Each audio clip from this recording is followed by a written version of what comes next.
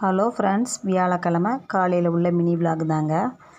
அன்னைக்கு வெந்தய குழம்பு வச்சு புடலங்காய் பாசிப்பருப்பு கூட்டு தாங்க. நல்லா கொலகொலப்பாக நல்லா கூட்டுமே நல்லா சூப்பராக வச்சுருக்கேன்.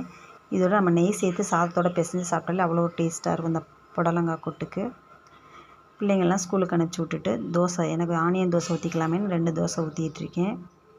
அவங்களெல்லாம் ஸ்கூலுக்கு அனுப்பிச்சி விட்டாலே நான் சாப்பிட்டு முடிச்சுட்டு தான் அடுத்த வேலையை பார்ப்பேன். ஆனியன் தோசை, தக்காளி சட்னி தான். ஆனியன் தோசையும் தக்காளி சட்னியும் வச்சு சாப்பிட்றதுக்கு டேஸ்ட்டு நல்லா இருக்குது. சாப்பிட்டு முடிச்சுட்டு தான் அரிசி பருப்பு எல்லாம் எடுத்து ஊற வைக்கணும். ஏன்னா இட்லி மாவு ரெடி பண்ணி நான் சேல் பண்ணுறேன். அவங்களெல்லாம் அனுப்பிச்சி விட்டுட்டு அதுக்கப்புறம் நான் சாப்பிட்டு முடிச்சுட்டு அரிசி பருப்பை கழுவி ஊற வச்சுட்டு அதுக்கப்புறம் மற்ற வேலை ஊறுறவங்கள மற்ற வேலையெல்லாம் முடிச்சிருவேன்.